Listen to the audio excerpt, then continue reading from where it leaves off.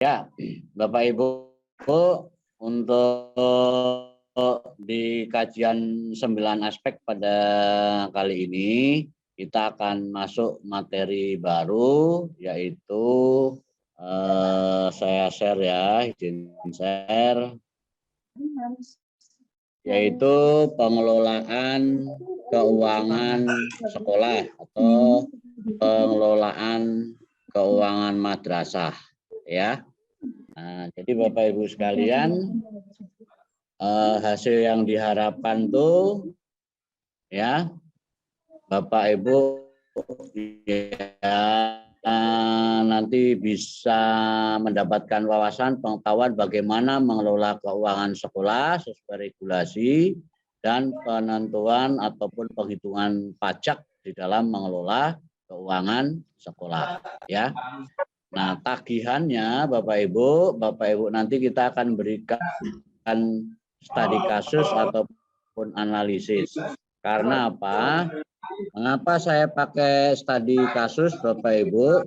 Karena berangkat dari mata pelatihan kemarin. Bapak Ibu, saya ulang, saya di sekolah masing-masing, tapi kita belajar analisis studi kasus dari suatu sekolah ya, biar aman ya Bapak Ibu. Karena kalau kita Bapak Ibu saya berikan tugas untuk analisis kasus di laporan keuangannya madrasahnya masing-masing, nanti bisa bahaya nanti ya. Makanya kita pakai studi kasus. Ya, jadi lingkup materi pengelolaan keuangan dan perpajakan ini adalah nilai-nilai karakter yang dipakai untuk mengelola sebuah laporan keuangan. Jadi semuanya itu berangkat dari itikat baik seorang pemimpin ya, kepala sekolah Bapak Ibu. Kalau kepala sekolah itu memang itikatnya terbuka, akomodatif terhadap semua masukan dan mau melibatkan orang lain, insya Allah akan lancar, tertib. Tapi kalau kepala sekolahnya maunya sendiri atau tidak ada sesuatu, ada udang di balik meja misalnya, ya itu terkadang harusnya sesuatu yang memang bisa diflorkan, tidak diflorkan. Yang harusnya melibatkan semua guru tidak melibatkan, akhirnya hanya dimonopoli, didominasi di Bapak Ibu. Nah ini pengelolaan ya. Nah sekarang apa saja yang harus dikelola di dalam pengelolaan sekolah ini. Jadi Bapak Ibu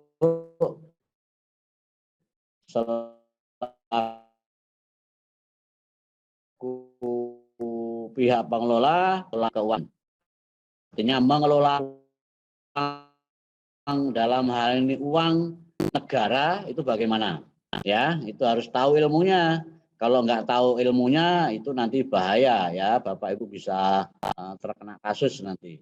Kemudian bagaimana menyusun perencanaan dan pembelanjaan keuangan sekolah, kemudian pelaporan dan pertanggungjawaban keuangan sekolah. Inilah 3 poin penting yang menjadi tema di dalam kegiatan pembelajaran ini.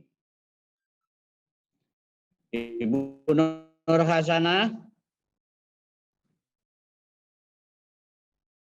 Iya Pak. Dengar suara saya? Timbul tenggelam suaranya Pak, yang saya tangkap. Ya, coba dibaca di layar pengertian pengelolaan keuangan sekolah. Baik. Konsep pengelolaan keuangan sekolah. Pengertian pengelolaan keuangan sekolah. Pengelolaan keuangan sekolah merupakan rangkaian aktivitas yang mengatur keuangan sekolah, mulai dari perencanaan, pembukuan, pembelanjaan, pengawasan, dan pertanggungjawaban keuangan sekolah.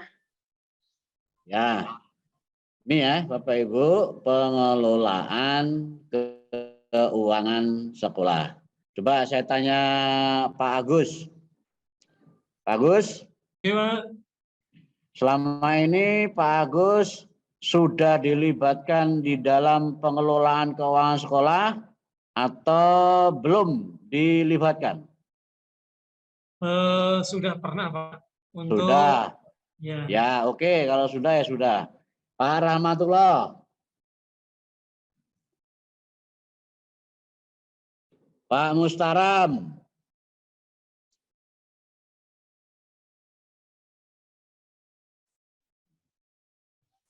Assalamualaikum. Dalam perencanaan keuangan, alhamdulillah saya sudah sudah tergabung dalam perencanaan keuangan sekolah. Karena sebelum belanja kita rapat dulu pimpinan itu kepala, maka staf wakil dan TU Pak TU. Alhamdulillah sudah mengatur keuangan sekolah dan jadi mohon ya. Terima kasih sebelumnya. Pak Amrul. Oke, siap. Selama ini Pak Amrul dilibatkan enggak dalam pengelolaan keuangan sekolah? Dilibatkan Pak Aris sampai Ya, sekarang. oke, bagus. Pak Abdul Basir.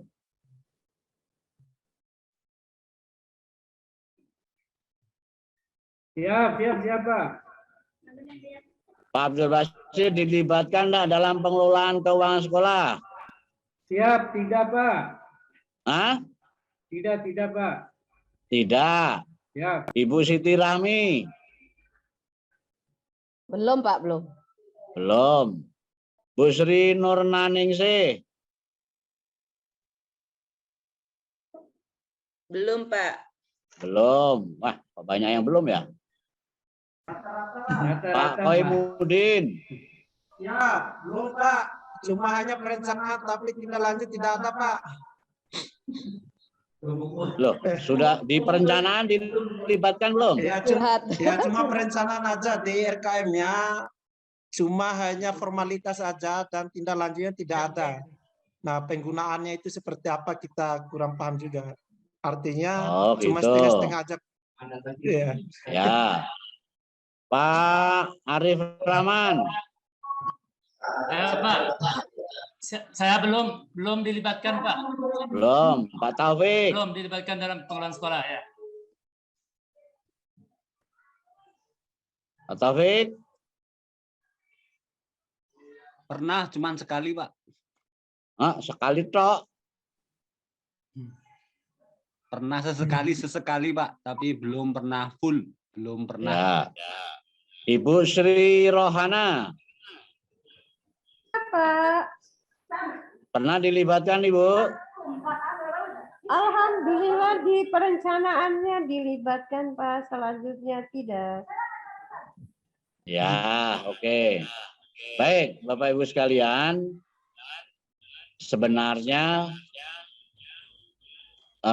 kepala sekolah yang baik itu mulai dari pelaksanaan, dari perencanaan, pelaksanaan sampai pelaporan itu melibatkan semua guru atau stakeholder. Ya, kan sekolah itu kan milik bersama, tujuan bersama. Jadi apa-apa yang menjadi program dalam satu sekolah itu harus dikerjakan bareng-bareng harusnya Bapak Ibu ya. Tujuan pengelolaan keuangan sekolah itu sebenarnya untuk apa sih? Ya, jadi Bapak Ibu, uang itu akan sangat berguna ya kalau dikelola dengan baik, dengan efektif dan efisien, ya, ekonomis. Kemudian tujuannya untuk meminimalisir penyimpangan, ada kreativitas mengelola, dan mendorong kompetensi penanggung jawab keuangan sekolah. Nah, jadi tujuan pengelolaan keuangan itu seperti itu. Intinya uang itu akan bermanfaat, akan menjadi berkah kalau dikelola dengan baiklah, intinya di sana Bapak Ibu. Ya, tapi uang itu akan bisa menjadi tidak maksimal, tidak efektif, tidak efisien, tidak termanfaatkan dengan baik, bahkan adanya penyimpangan, dan bahkan menjadi musibah kalau tidak dikelola dengan baik. Jadi intinya sebenarnya di sana Bapak Ibu. Untuk itu di dalam prinsip-prinsip mengelola keuangan harus diperhatikan. Ada 4 prinsip keuangan yang harus Bapak Ibu perhatikan. Ya, coba Pak Taufik.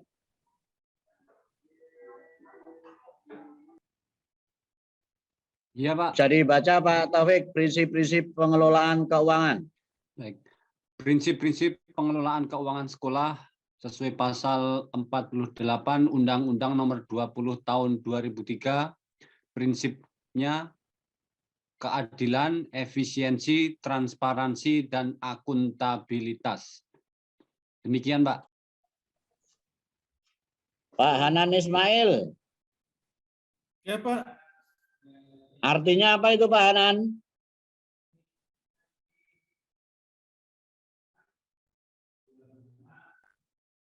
Halo. Artinya prinsip di atas di layar apa Pak Hanan? Oh ya. Prinsip keadilan yang dimaksudkan di sini adalah bahwa anggaran itu digunakan sebagaimana mestinya sesuai dengan apa yang telah diprogramkan dan digunakan dengan sebaik-baiknya sesuai dengan tujuan dan sasarannya. Barangkali itu, Pak. Ya, efisien Pak Baharudin. Pak Baharudin.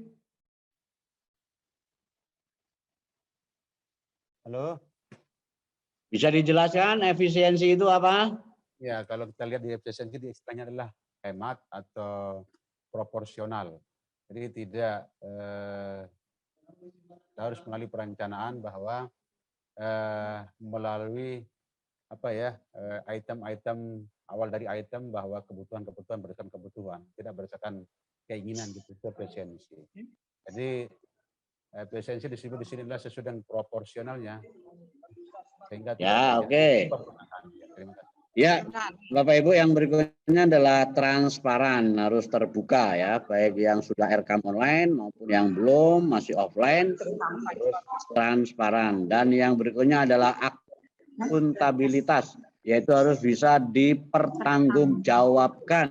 Itu yang paling penting, Bapak Ibu sekalian. Ya, oke. Berikutnya adalah perencanaan dan pembelajaran dana sekolah. Ya. Ibu Nur Hasanah? Ya, Pak. Coba apa saja yang kita harus rencanakan, bagaimana prosesnya masalah perencanaan dana sekolah. Baca di layar. Ya, Pak. Perencanaan dan pembelajaran dana sekolah. Perencanaan dana sekolah. Proses perencanaan dana sekolah dengan proses yang pertama, evaluasi diri sekolah atau EDS. Yang kedua, penyusunan RKJM. Yang ketiga, penyusunan RKT. Dan yang keempat adalah RKAS. Ya. Selanjutnya, pembelanjaan. Oke, dah cukup dulu. Oh, cukup ya. Terima kasih. Pak Abdul Basir. Ya. Artinya apa ini Pak Abdul Basir? Ya, baik, sedikit Pak. Assalamualaikum warahmatullahi wabarakatuh. Ya, sesuai dengan apa yang telah dipaparkan di dalam ini, bahwa perencanaan dana sekolah itu harus benar-benar direncanakan sesuai dengan kebutuhan yang ada, baik itu tentang evaluasi diri sekolah, penyusunan RKM, RKJM, penyusunan RKTE, RKT, dan RKS, itu sesuai dengan kebutuhan yang ada di sekolah ataupun madrasah. Demikian Pak. RKT, bagaimana cara menurunkan RKJM ke RKT? Halo, Pak Basir. Ya, Pak. Bagaimana cara menurunkan RKJM ke RKT? Karena kerja jangka menengah 4 tahunan. Ya, kalau untuk dari RKJM itu menuju atau turun ke RKT adalah bagaimana kita menyusun program itu untuk jangka dari jangka menengah ke jangka panjang itu. Loh. Kok malah menengah ke panjang? Jangka tahunan itu. Dari jangka menengah 4 tahunan ke tahunan. Nah, disinilah Bapak Ibu perlu adanya apa? Di sini itu perlu adanya apa?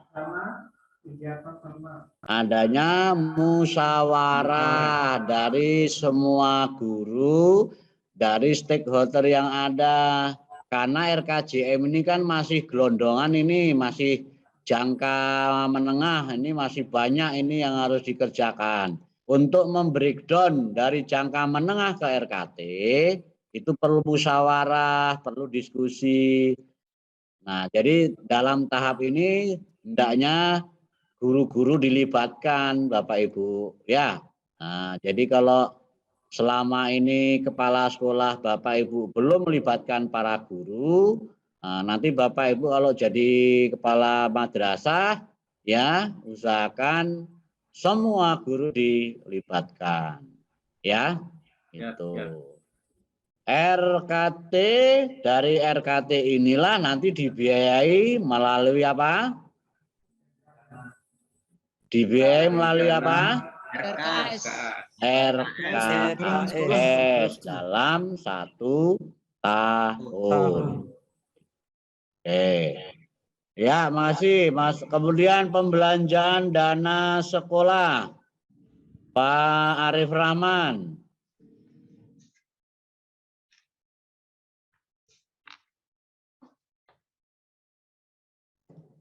Masih mood Pak Arif. Ya, saya ulangi, proses pembelajaran dana sekolah harus memperhatikan peraturan dan juknis pemberi atau sumber dana. Misal, BOS harus sesuai juknis terbaru, PMK, SE Mendagri, Perda, dan lain-lain. Yang berikutnya, disertai bukti-bukti transaksi yang sah, misalnya nota, kwitansi, faktur, dan setoran pajak atau dokumen lain yang diminta. Yang berikutnya, membentuk tim pengadaan barang dan jasa. Hilang suaranya, Ibu. Bapak Ibu bisa didengar suara saya? Ya, sudah. Ya. Bisa, Pak. Bisa, Pak. Oke. Ya, jadi Bapak Ibu intinya kalau Bapak Ibu dapatkan bantuan ya harus memperhatikan sumber dana dari si pemberi bantuan. Juknis pelaporannya gimana, pembelanjaannya gimana, ya. Contoh misalnya BOS, ya aturan BOS itu bagaimana, itulah yang harus Bapak Ibu ikuti. Dan silakan diikuti dengan bukti-bukti, nota-nota, kwitansi, faktur pajak dan lain sebagainya. Kemudian membentuk tim pengadaan. Di sini tim ya Bapak Ibu ya.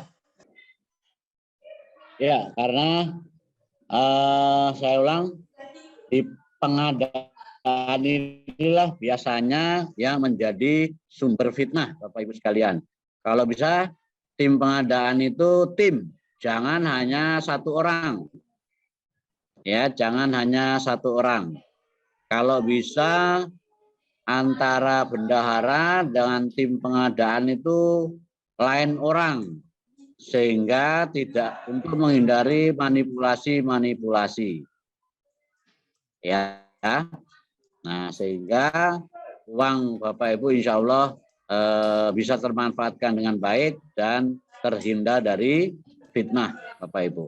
Karena kalau bendahara ya dia, yang belanja ya dia, nah itu akan menjadi sumber fitnah dan memancing orang untuk berbuat yang tidak baik.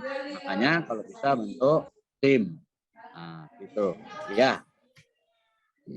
Nah, kemudian keuangan yang perlu Bapak Ibu harus siapkan, baik yang sudah online maupun yang masih offline hard copy, Bapak Ibu bikin ini dokumen pelaporan dana ya, RKAS, BKU, BPK, BPB, BPP, dan berita acara pembentukan kas dan bukti pengeluaran. Usahakan ada semua. Karena ini nanti kalau Bapak Ibu ada pemeriksaan atau ada apa, insya Allah lebih enak. Kalau toh Bapak Ibu bisa pakai rekam, tolong di backup ke sini ya, agar ada Bapak Ibu punya backup untuk kalau sewaktu-waktu ada trouble di online rekamnya ya. Jadi tetap ini Bapak Ibu harus buat. Yang membuat siapa? Ya, tim keuangan atau di staf tata usaha ya. Silakan Bapak Ibu atur pembagian tugas ini sehingga dokumen-dokumen ini memang bisa dibuat lah begitu, Bapak Ibu. Nah, ini pelaporan pertanggungjawaban dana sekolah. Ya, intinya ngikuti aturan main gitu aja sudah ya. Bos ya bos, mungkin ada dana dari mana ya ikuti ya. Jadi selama itu dana-dana dari pemberian sumber-sumber resmi, Bapak Ibu harus laporkan juga secara resmi pula ya. Nah, itu prinsipnya di sana sudah ya. Nah, situ. Kemudian juga Bapak Ibu membentuk pengawasan pengelolaan keuangan. Ya, nanti ya Bapak Ibu boleh kepala sekolah, boleh pengawas atau juga tim guru senior misalnya begitu ya. Yang namanya kegiatan apalagi ada uangnya, kalau tidak diawasi biasanya cenderung akan ada penyimpangan. Makanya tetap ada pengawasan pengelolaan keuangan. Makanya nanti Bapak Ibu akan biasanya itu dibuat per triwulan ya. Triwulan dilaporkan, per triwulan dilaporkan ya untuk meminimalisir adanya penyimpangan. Nah, untuk itu Bapak Ibu nanti karena kita tidak berangkat dari laporan pengelolaan keuangan di sekolah Bapak Ibu, tapi berangkat dari kasus sekolah lain, maka silakan nanti Bapak Ibu kerjakan LK01, yaitu analisis rencana kegiatan anggaran sekolah RKAS. Sudah ada di LMS ya. Kemudian LK02, analisis laporan rekapitulasi realisasi dana BOS. Nah, itu 2 ya. Nah, khusus untuk perpajakan nanti akan ada LK-nya yaitu LK ketiga. Nah, jadi nanti Bapak Ibu silahkan dibaca-baca konsep pajak dan jenis-jenis pajak. Ya. Nah, yang melekat di setiap proyek dana bantuan yang harus dilaporkan itu pasti melekat PPh pasal 21, PPh pasal 22, PPh pasal 23 dan PPN Bapak Ibu. Ya. PPh pasal 21 itu yang bagaimana Pak Arief? Ya. PPh pasal 21 pemotongan atas penghasilan yang dibayarkan kepada orang pribadi sehubungan dengan pekerjaan, jabatan, jasa dan kegiatan. Ya. Jadi Bapak Ibu kalau di sekolah ada kegiatan harus tahu ya mana honor, mana transport, mana ATK, mana yang harus dipajaki dan lain sebagainya harus tahu ya. Agar keuangan Bapak Ibu tidak masalah. Nah, nanti silakan dibaca-baca ini ya tentang masalah pajak. Nah, ini contoh prosentase pajak ya ada di sini. Jadi kalau Bapak Ibu punya suatu kegiatan, terus ada terima transport, terima honor, itu pajaknya berapa persen, yang sudah PNS golongan 4 berapa persen, golongan 3 berapa persen, yang non PNS kena pajak berapa persen. Nah, Bapak Ibu harus tahu itu ya, biar laporan keuangan Bapak Ibu bagus ya. Nah, itu intinya Bapak Ibu. Nah, nanti khusus untuk pajak nanti ada LK03 yaitu menghitung pajak. Nah, untuk itu nanti Bapak Ibu silakan nanti dibaca-baca yaitu tentang masalah pajak. Ini ya, ini sudah ada di bahan tayang ada, di bahan ajar juga ada. Itu ya. Nah, Bapak Ibu nanti akan ada tugas untuk Bapak Ibu yaitu LK1, LK2 dan LK3. Jadi LK1 itu yang ini ya Bapak Ibu. Jadi nanti akan ada satu kasus suatu sekolah, Bapak Ibu disuruh menganalisis. Kemudian disalin ke sini. RKS-nya sudah ada di LMS, Bapak Ibu adanya di sini. Mana tuh?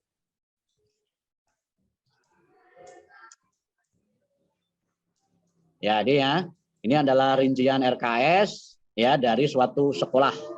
Ya, suatu sekolah. Silakan Bapak Ibu cermati dan silakan analisis. Tolong dilihat kodenya ya, kalau LK1 kodenya LK1. Ya. Kalau LK2 kodenya LK2 dengan alat bantunya dan termasuk nanti LK3. Kalau LK2 ya LK3 pajak. Nah, ini LK2 ya, LK2 itu pengelolaan dana BOS. Soalnya yang mana? Alat istilahnya studi kasusnya di mana? Yang kodenya LK2, Bapak Ibu. Yang ini ya. Ya. Ini contoh laporan dana BOS. Silakan nanti Bapak Ibu cermati. Dan yang terakhir adalah laporan menghitung pajak. Ini ya, Bapak Ibu ya. Nah, jadi ada dari suatu sekolah mengadakan kegiatan. Nah, dalam kegiatan itu apa saja pajak yang harus dikeluarkan? Silakan nanti Bapak Ibu berlatih menghitung pajak-pajaknya. Materi ini ada di bahan ajar di yang ini, Bapak Ibu. Ya, ini ya, Bapak Ibu. Pengelolaan keuangan. Ada di sini, terutama di pajak itu ada di sini. Ya, ini masih asli bukunya dari LP 2KS. Sama Bapak Ibu ya, antara sekolah dan madrasah untuk sumber literasinya sama. Ya. Oke, saya kira begitu Bapak Ibu sekalian. Nah, sekarang memang tadi saya berangkat dari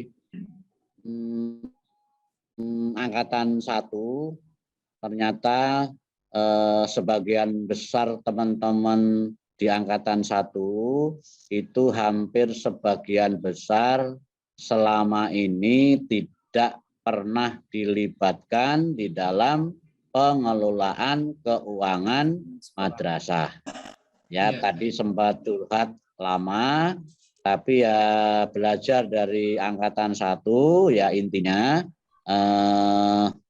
kepada Bapak Ibu ya yang sudah dilibatkan di pengelolaan keuangan ya silahkan, alhamdulillah. Tapi minimal di materi ini menjadi pengetahuan tersendiri dari Bapak Ibu ya. Bagaimana seharusnya mengelola sebuah keuangan madrasah. Itu harus melibatkan semua guru atau semua stakeholder yang ada di sekolah Bapak Ibu.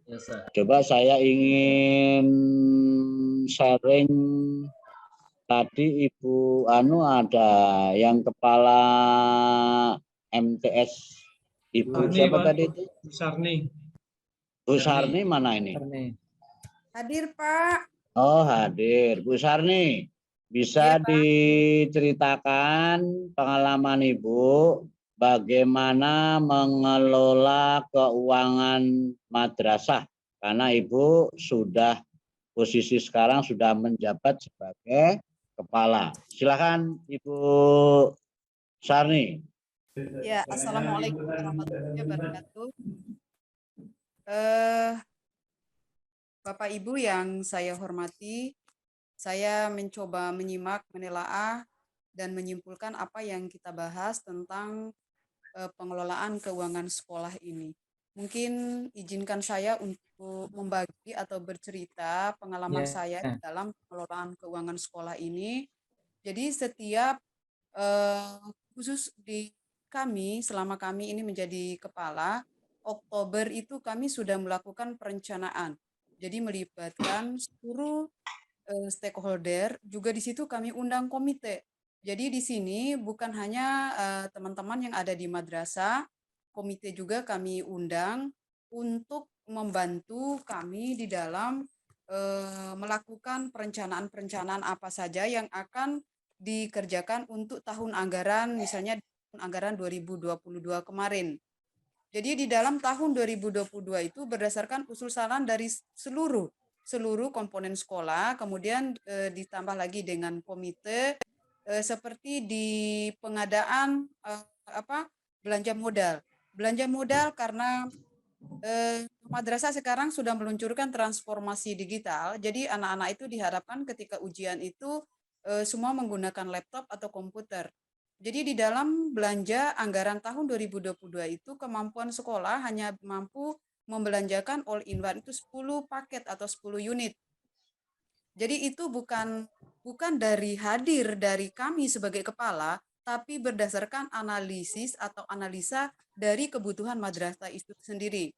Kemudian di dalam, karena saya ini baru di MTSN 2 ini Pak Haris, jadi teman-teman sangat mengharapkan sebelumnya itu tidak adanya pembinaan-pembinaan yang melekat pada MTS 2 Bima, sehingga kami menganggarkan anggaran untuk kegiatan ekstra itu yang sudah disepakati semua oleh Dewan Guru per bulannya itu 5.400.000. Ini mohon maaf.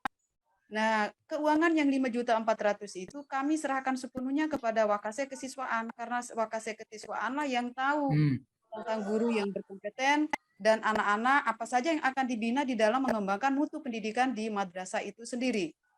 Nah, kemudian di dalam kegiatan-kegiatan pemeliharaan gedung dan halaman, karena memang di MTS 2 Bima ini kondisi fisik dari kelas itu sangat memprihatinkan. Sehingga di dalam pemeliharaan gedung dan halaman, alhamdulillah di awal tahun kami mulai mengerjakan sambil berkonsultasi dengan pihak perencanaan Kanwil, apakah kami sudah bisa mengeksekusi anggaran pemeliharaan ini yang sudah tertuang di dalam DIPA itu sebesar 56 juta. Jadi apa saja yang akan dikerjakan? Apakah kaca-kaca jendela dan lain sebagainya, yang mana yang lebih urgen dari kebutuhan sekolah itu. Jadi saya mendengar apa yang disampaikan oleh teman-teman tadi, sepertinya kasihan kepala sekolah. Semua itu menanggung bebannya sendiri tanpa melibatkan bapak-bapak. Ya kalau ditanggung semua penting Pak. Banyak pekerjaan. Berat banget itu. Berat. Bu Sarni, jumlah muridnya berapa? Untuk sekarang Pak 480. Ya, oke. Ya, oke. Baik Bapak Ibu, itulah jelas gambaran dari pemaparan Bu Sarni bisa saya tangkap. Ya, alhamdulillah Bu Sarni sudah melaksanakan prinsip-prinsip pengelolaan keuangan, ya, transparan, akuntabel, ya, dan efisiensi. istilahnya melibatkan semua guru dan stakeholder termasuk komite ya. Nah, jadi Bapak Ibu ya begitulah adanya ya. Makanya tadi sempat dari sekolah-sekolah lama dan teman-teman saya lihat sudah senior, tapi kok katanya nggak hampir nggak pernah dilibatkan. Wah, kaget juga saya. Makanya dari situ nih saya cerita di angkatan 2 agar ya tidak seperti itu adanya ya.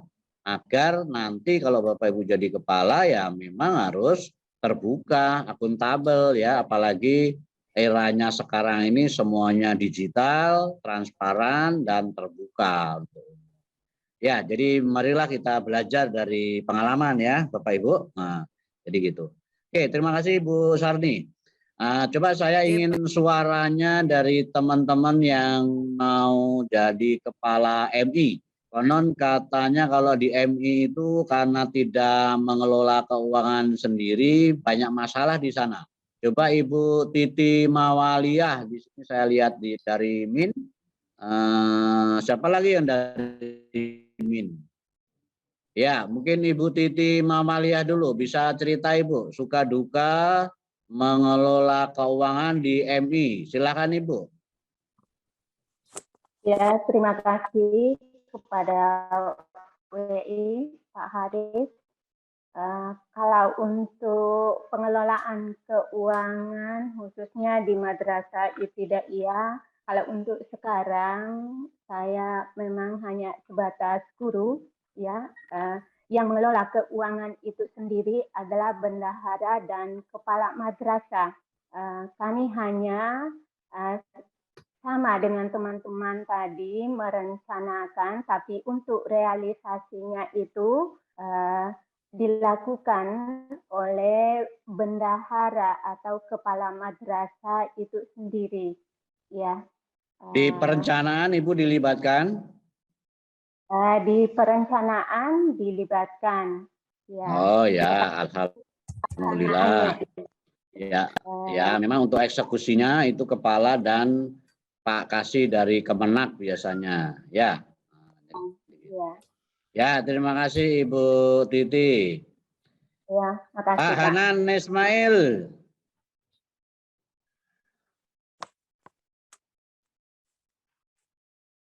Pak Aji Haris. Pak Hanan. Yo. Gimana Bu Sani? Ya, mungkin ini sedikit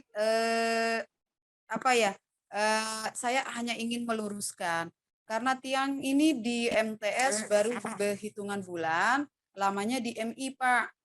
Kalau dikatakan itu ada kesulitan ketika di MI itu karena sudah merger anggarannya ke Kemenak, itu menurut saya pribadi anggapan yang keliru. Karena apa? Di Kemenak itu hanya menyimpan uang kasarnya. Jadi seluruh kegiatan itu tergantung sungguh bagaimana kita merencanakan. Jadi misalnya pencairan bulan ini. Jadi ketika kita mengajukan anggaran misalnya TUP atau GU itu tergantung kebutuhan. Tidak ada haknya itu di kantor untuk menahan atau membatasi. Jadi uang yang kita cairkan itu tidak ada kurang biar 1 sen sesuai dengan yang tertera di dalam RKAKM ya, kita. Oke. Bagus. Ya begitu ya. Ya memang Bu Titi karena belum jadi kepala ya mungkin. Tapi Ibu Titi sudah dilibatkan itu sudah bagus. Memang bayangan saya seperti itu Bu Sarni. Jadi kan tidak logis kalau kabupaten mencampuri teknis ya. Jadi perencanaan dan istilahnya pengelolaan pencairan kebutuhan itu tetap sekolah. Jadi kabupaten itu hanya mencairkan apa yang menjadi kebutuhan sekolah. Kan begitu Bu Sani? Nggih, Pak. Ya. Ya, oke. Terima kasih masukannya Bu Sani kan juga lama di MI ya, lama di MI. Nah, teman-teman yang mungkin saat ini belum dilibatkan, terus rencana maunya gimana? Kayak Bu Nur Hasanah?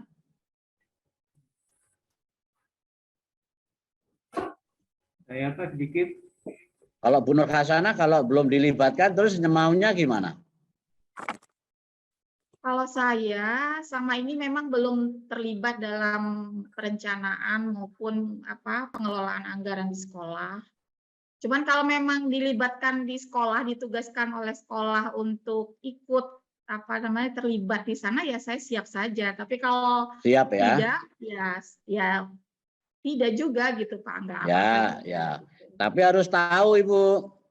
Ya, Jadi Bapak Ibu harus tetap pantau ya, istilahnya pengelolaan keuangan sekolah itu bagaimana.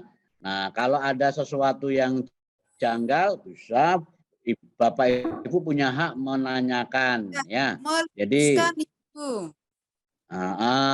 jadi jangan sampai nanti kalau ada indikasi dalam tanda kutip ya, dalam indikasi dalam kutip ya silahkan ditanyakan ya, gitu enggak apa. Ya. Kan gitu Bu Siti Rahmi. Ya, seharusnya seperti itu. Saya setuju. Halo.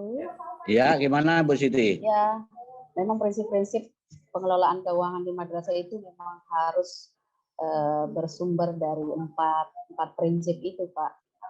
Transparansi, efisiensi, akuntabel, dan keadilan tadi. Jadi selama ini memang dari pihak saya belum dilibatkan. Ya. Menurut saya itu semua harus transparan, bahkan setiap dana yang masuk di madrasah itu harus disosialisasikan dan dipampang di baliho-baliho yang ada di madrasah sehingga kita tahu bagaimana perencanaannya, kemudian pengelolaan dan pemanfaatannya, sehingga kita tidak suzon di belakang, artinya atau tidak di belakang. Harusnya ada yang real, kemudian apa yang ada itu semua kita diinformasikan sehingga tidak ada pertanyaan miring dari teman-teman atau masyarakat. Kalau selama ini di MA-nya Ibu gimana? Belum Pak, belum. Hanya yang terlibat itu dari pihak pimpinan, kemudian KPU dan pengelola keuangan. Sementara kita yang wakil kepala madrasah, bahkan guru tidak pernah sempat ini. Itu yang memang. Berapa jumlah murid MAN sekarang? 1.300-an. Nah, 1.300 itu berapa M dana bosnya itu? Sekitar 1,8 ya. 1,8. Ya, 1,8 M. Nah, itu uang loh Bapak Ibu, bukan daun loh itu. Ya.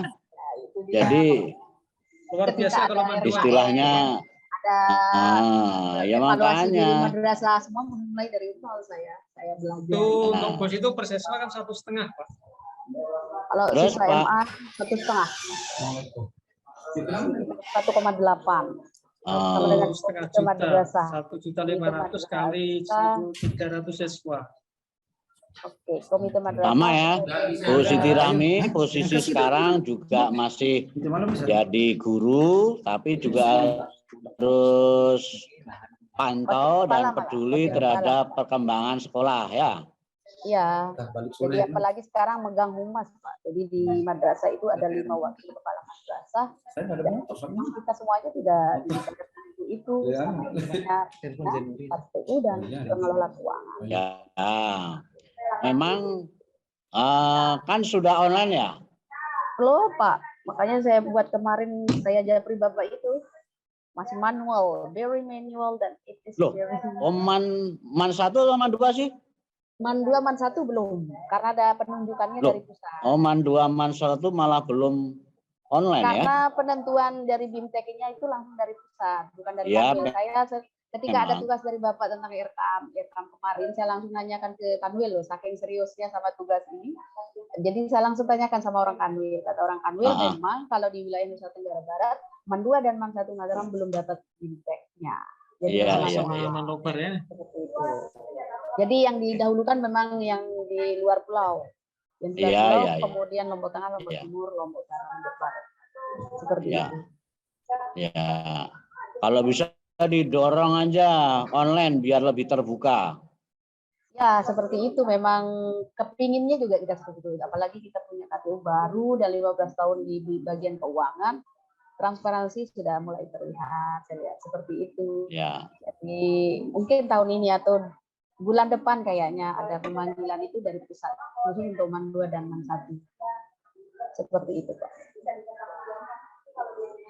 Ya. Ya, oke. Jadi itu ya Bapak Ibu, memang untuk saat ini punya ilmu sebagai kepala sekolah. Mudah-mudahan ilmu ini nanti bisa Bapak Ibu praktekkan ya. Amin. Masuk kayak Bu Sarni, Ibu si kepala sekolah siapa di sini? Pak Munawir itu. Pak Munawir. Mana Pak Munawir? Abdurrahman. Bisa masuk ya. Abdurrahman. Abdurrahman ya. Nah, itu langsung ya. Jadi semuanya itu itikat baik kepala ya. Semuanya itu berawal dari itikat baik kepala. Nah, makanya ini nanti menjadi motivasi ya Bapak Ibu untuk nanti menjadi kepala madrasah yang welcome, yang akomodatif, yang transparan, ya, yang bisa melibatkan seluruh stakeholder. Percayalah Bapak Ibu, semakin banyak orang yang membantu seorang kepala, beban itu akan semakin ringan, ya. Kalau ada apa-apa ya ditanggung bareng-bareng. Coba bayangkan Bapak Ibu kalau satu sekolah hanya kepala sama bendahara saja yang terlibat, nanti kalau ada apa-apa risiko dia. Dan lagian mungkin Bu Sarni bilang emang bisa semua ditanggung sendiri, betapa stres dan betapa pusingnya kalau semua diurusi sendiri. Makanya kalau ada pekerjaan itu ya dibagi-bagi, didistribusikan kepada wakil-wakilnya atau katakanlah guru-guru seniornya. Itu prinsip Bapak Ibu. Istilahnya jangan kayak dagang sate lah begitu ya. Semuanya dikerjain sendiri. Tetap harus bisa sesuai dengan proporsi pembagian tugas. Intinya di sana Bapak Ibu, pengelolaan keuangan itu disitulah ya. Silakan dibagi sesuai dengan jobnya masing-masing. Saya kira itu Bapak Ibu, sekali lagi ya untuk bahan ajar, bahan tayang, silakan nanti di-download, silakan Bapak Ibu baca-baca. Jadi saya ingin Bapak Ibu membudayakan literasi, ya sehingga nanti Bapak Ibu kalau bertanya kepada orang ataupun menegur orang, membetulkan kesalahan orang itu berdasarkan sumber literasi yang memang sahih dan valid, tidak katanya ya. Saya kira begitu Bapak Ibu sekalian. Saya sebelum ditutup mungkin ada masukan atau pertanyaan, saya silakan. Pak Aris, terima kasih Pak Aris. Dari Pak Abdurrahman. Bagus sekali ya Pak Abdurrahman. Oh Pak Abdurrahman, silakan Pak Abdurrahman. Ya Pak Aris, ini kita ingin curhat sedikit sekaligus menginginkan satu solusi. Sudah bukan merupakan suatu rahasia lagi Pak Haris ya, bahwa kepala sekolah tersebut ada hal yang dididik, salah satunya, kebanyakan ini. Yang dididik adalah sekolah yang memiliki volume murid yang besar. Karena sekolah itu dua tipe, satu muridnya besar, lalu yang kedua adalah kecil. Saya pernah bertugas di sebuah sekolah yang muridnya sedikit sekali Pak Aris, sekolah negeri, itu sekitar 40 orangan 3 kelas. Masalahnya adalah ini terkait anggaran. Dan saya katakan tadi bukan rahasia lagi. Setiap, saya lihat kepala sekolah saya sendiri saat itu, seperti orang linglung. Karena kalau 1 bulan, ada orang-orang yang pejabat yang datang itu dari dinas, mesti itu sakunya itu berisi, kan gitu. Iya. Kalau 5 orang. Nah sekarang, kenapa saya itu kasihan melihat kepala sekolah saya itu, dari mana dia akan dapatkan anggaran dan dana? Karena tergantung anggaran terbesar itu adalah dari bos. Ini satu. Nah, untuk memecahkan permasalahan seperti itu, nah di dalam pengelolaan keuangan, kemudian di dalam perencanaan keuangan itu Pak Haris, Nah, di sini dana-dana untuk seperti itu, apakah bisa kita masukkan nanti suatu pos dana tidak terduga? Sedangkan kalau kita bilang dana tidak terduga itu, di sana unsur transparansi itu akan menjadi kabur. Sedangkan yang dituntut di dalam pengelolaan keuangan adalah transparansi dan akuntabilitas itu sendiri. Nah, kalau itu tidak kita dana juga, ini secara terus terang sebagai andai kan teman-temanku yang terhormat nanti mendapatkan sekolah yang seperti itu, siap saja kalau 5 pejabat yang datang siapkan terus terang 10 siapkan itu mulai dengan grade-grade-nya itu. Nah, di sana di keuangan perencanaan itu. Nah, dana seperti ini yang sudah menjadi dana rutinitas itu dari mana kita ambilkan? Itu karena kita adalah sebagai guru untuk melakukan ya seperti markup itu agak terlalu berat lah. Tapi kalau itu tidak kita lakukan, hancurlah kita. Karena kita boleh tidak mengasihi mereka itu, tetapi biasanya sanksinya itu. Ya. Tidak lama. Tidak lama. Itu. Ya. Nah, terima kasih Pak Aris. Itu terkaitan sama ya, oke, baik. Boleh enggak di sana? Pak Ruben masuk. Ya, bisa saya tangkap. Tadi di angkatan 1 juga mengemuka, artinya bolehkah kita markup, kemudian kita simpen, tapi ya masih di dalam konteks untuk kepentingan bersama. Nah, kalau untuk konteks kepentingan bersama, saya bilang silahkan atur, itu hal yang teknis ya. Jadi memang betul di dalam mata anggaran itu tidak boleh dana terduga tapi nilainya agak gede dan ini peruntukannya untuk apa itu ya nggak bagus itu. Yang namanya anggaran itu harus jelas untuk ini gitu harus jelas ya. Markup itu yang logis. Jadi misalnya harga 1 juta jangan markupnya 5 juta itu kan enggak logis itu. Jadi ya kalau markup yang logis saja. Dan yang penting dari segi pelaporan beres dan dari segi teknis di sekolah itu juga bisa untuk membiayai operasional dari hal-hal yang tidak terduga ataupun pengeluaran-pengeluaran yang tidak tercover di anggaran resmi. Itu soal teknis saja itu. Tapi ya sekali lagi gitu-gitu harus hati-hati ya. Jadi konteksnya tetap harus untuk kepentingan semua. Jadi jangan sampai misalnya antara kepala dengan bendahara markup misalnya 1 juta dinaikkan 1,5 atau yang lainnya dinaikkan dari sekian jadi sekian. Terus untuk boleh mohon maaf hanya untuk orang-orang tertentu saja. Nah itu yang tidak boleh. Artinya boleh begitu tapi untuk kepentingan bersama. Nah jadi soal tamu dari mana 5 orang, 4 orang. Nah ini saya juga ternyata paradigma gitu masih ada ya. Saya pikir dengan era sekarang sudah tidak ada. Kalau ada tamu begitu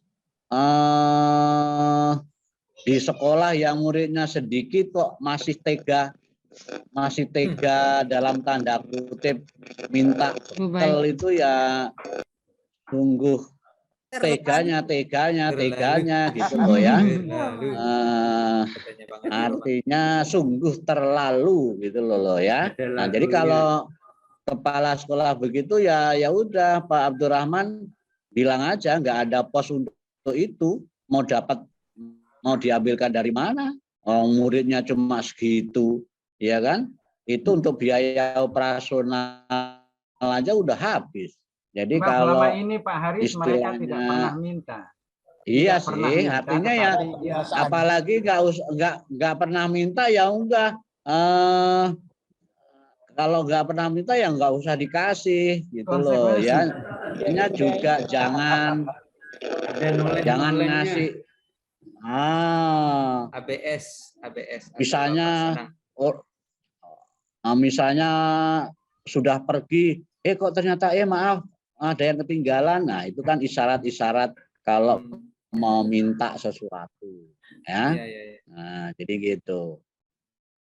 Mungkin Bu Sani punya pengalaman, jadi biasa ya istilahnya kalau sekedar ngasih makan minum kan biasa ya. Kalau ngasih amplop gitu tuh resiko gratifikasi nanti bisa kena pasal itu ya. Nah jadi kalau bisa hindarilah yang begitu. Ya gimana Bu Sarni? Iya, untuk ini di Bima Pak, ini mohon maaf karena Medan Bima itu jauh Pak, seperti MTS 2 Bima ini dengan kota 80 kilo. Jadi ya 80 kilo ketika Pak Kemenak, Pak Kasih dan pengawas itu turun. Jadi kita hanya menyediakan memang snack atau konsumsi. Kalau mereka memberikan kita undang misalnya dalam MGMP apa, itu kan sudah diatur di dalam itu. Kalau setiap kali datang mereka kasih, insya Allah enggak itu Pak. Lagi ada tugas-tugas. Jadi kita para pejabat itu datang ke Satker itu juga sudah dibiayai oleh kantor mereka, gitu loh Bapak. Yang kita tanda tangan itu Bapak Ibu. Jangan menjadikan itu beban. Ya, SPPJ-nya. Jangan jadikan beban. Jadi gitu Pak Abdurrahman ya. Sudah muridnya sedikit, suruh ngasih yang begitu-begitu kan, tambah pusing lagi nanti kepala sekolahnya, ya kan? Nah, jadi istilahnya para pejabat, para kasih datang ke sekolah itu ya memang tugasnya dia seperti itu. Dan dia memang sudah dikasih tunjangan untuk itu. Nah, jadi gitu Bapak Ibu. Jadi kalau tidak ngasih pede aja lagi ya, jangan merasa Bapak Ibu nggak enak, sungkan gitu, nggak usah ya, pede aja ya. Istilahnya Bapak Ibu jangan menggarami lautan lah begitu. Ya. Ya, saya kira begitu ya Bapak Ibu untuk kita kali ini. Jadi mohon kerjasamanya, budayakan literasi, karena hari ini saya mengajar di 4 kelas, jadi lagi sebentar saya nyambung di kelas lain. Masih ada? Tugasnya kelompok apa individu, Pak? Saya tanya kepada Bapak Ibu, mau individu atau kelompok? Kelompok, Pak. Kelompok, ya. Satu kelompok apa 2 kelompok? Kalau kelompok risikonya Bapak Ibu harus sediakan pulsa untuk koordinasi. Tidak apa-apa Pak, aman. Aman Pak, pulsa Pak. Oke ya. Tapi kalau individu kan Bapak Ibu kerjakan sendiri, nggak usah nanya-nanya, nggak usah diskusi, nggak usah koordinasi sama orang. Efeknya sakit pinggang Pak kalau sendiri. Oke, ya. Bapak Ibu silakan Pak Ketua kelas bikin kelompok, mengerjakannya silahkan kelompok, tapi uploadnya sendiri-sendiri. Begitu ya Bapak Ibu. Ya, sampai kapan Pak? Ya, saya kira begitu Bapak Ibu sekalian. Kapan dikumpul Pak? 29. Aduh, mau lebaran Bapak. Hari. Kan mau lebaran, bukan lebaran. Belum kan, mumpung belum lebaran kumpul, ya. Selesai lebaran. Ya, saya kira begitu Bapak Ibu.